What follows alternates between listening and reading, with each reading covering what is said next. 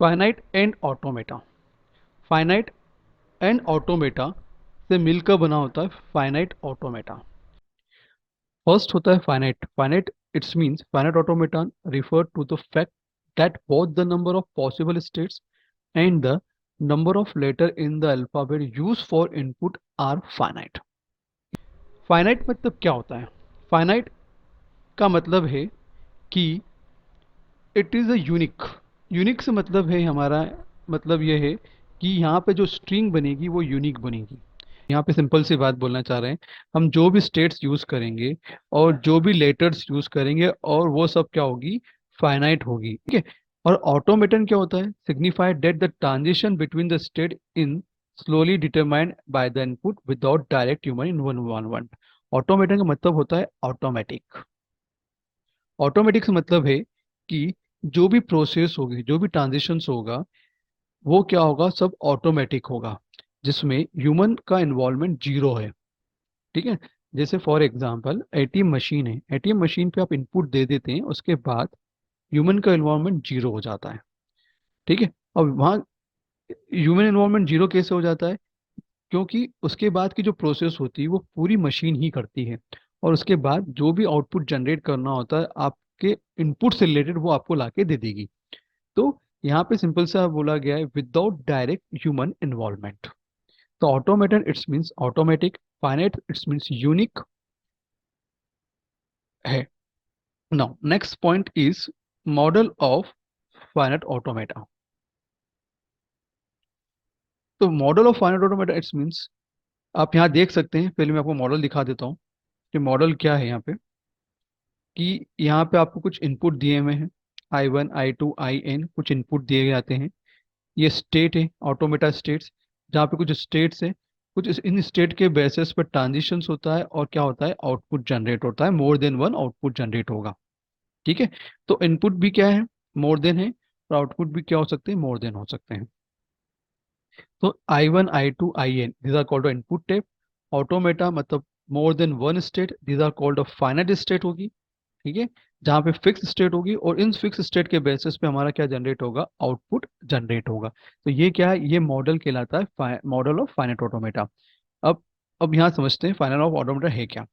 N automata is a concept commonly use in the field of automata and productions. Field of automations and productions, इसका मतलब है कि हमने पहले भी बात की थी, जो बिहेवियर था मशीन का, वहाँ पे क्या हो रहा था, इनपुट दिया जा रहा था, उसके बाद प्रोसेस हुई, तो प्रोसेस क्या होगी, वो ऑटोमेटिक होगी। और वो जो प्रोसेस ऑटोमेटिक हो रही है वो किसके बेसिस पे हो रही है, प्रोडक्शन रूल के बेसिस पे हो रही है। और उसके बाद क्या प्रोड्यूस हो रहा था, आउटपुट हो रहा था।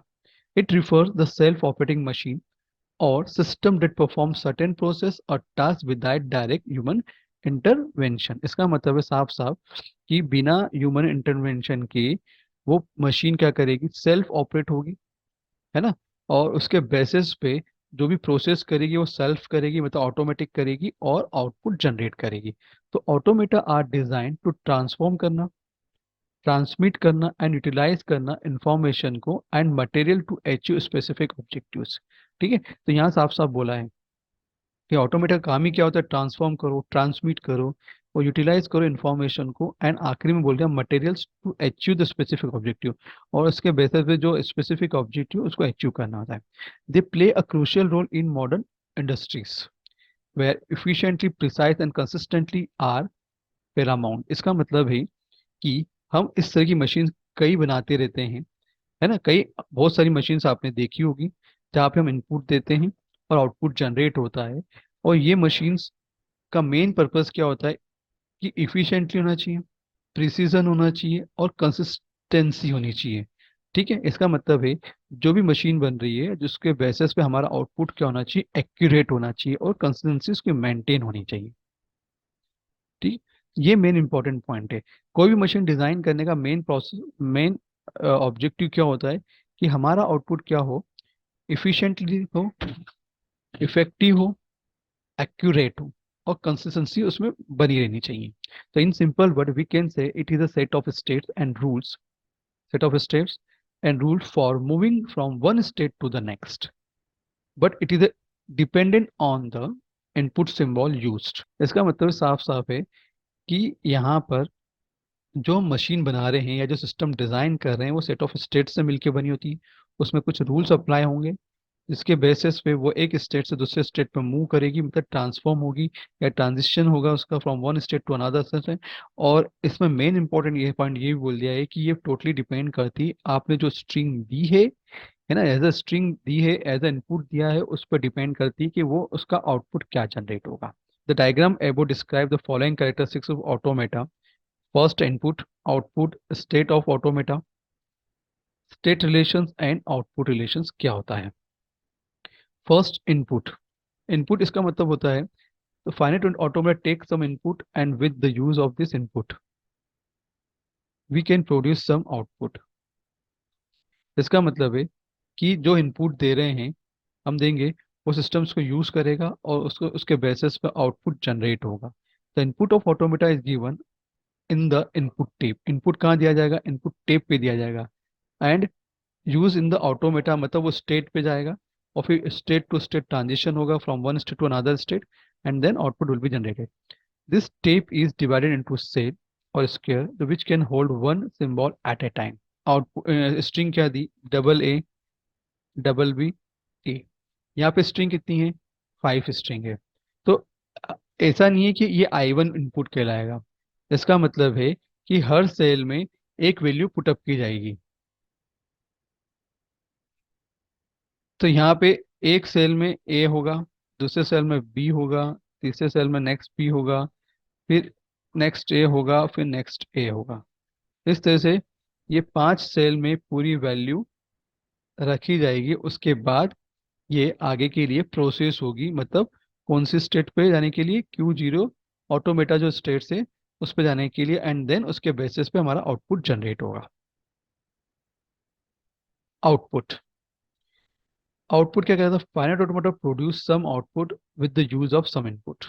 मतलब जो भी आपको इनपुट दिया जा रहा है उसके बेसिस पे वो आउटपुट जनरेट करेगा।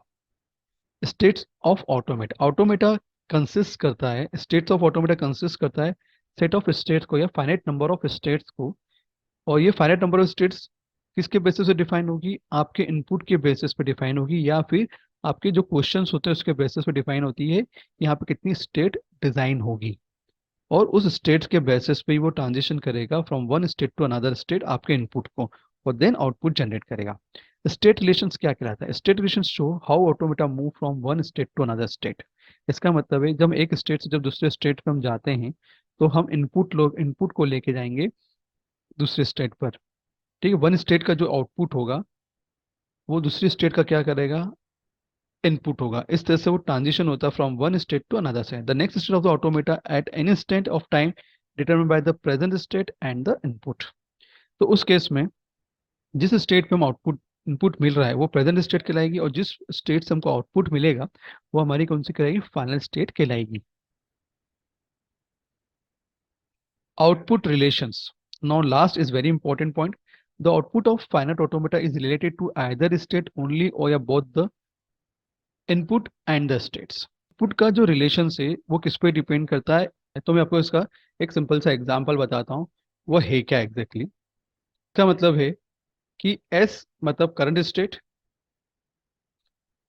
जिसका मल्टीप्लाई किसके साथ हो रहा है? इनपुट के साथ। जो हम इनपुट देंगे प्रोडक्शन होगा और वो कहाँ जाएगा? ट्रांजिशन होगा नेक्स्ट स्टेट पर। ठीक है, इसलिए यहाँ बोला गया है both input and the states. इसका मीनिंग ये होता है उसके बेसिस पे आउटपुट जनरेट होगा। मतलब आउटपुट कैसे जनरेट हो रहा है? जब हम इनपुट और जो स्टेट्स है, करंट स्टेट्स हैं, जब उनके बीच में रिलेशनशिप बनेगा तब हमको क्या मिलेगा? एक आउटपुट जनरेट होगा और वो कहाँ जाएगा? ट्रांजिशन होगा नेक्स्ट स्टेट पर। और वो नेक्स्ट स्टेट पे क्या होगा? वो जो आउटपुट है नेक्स्ट स्टेट का इनपुट कहलाएगा।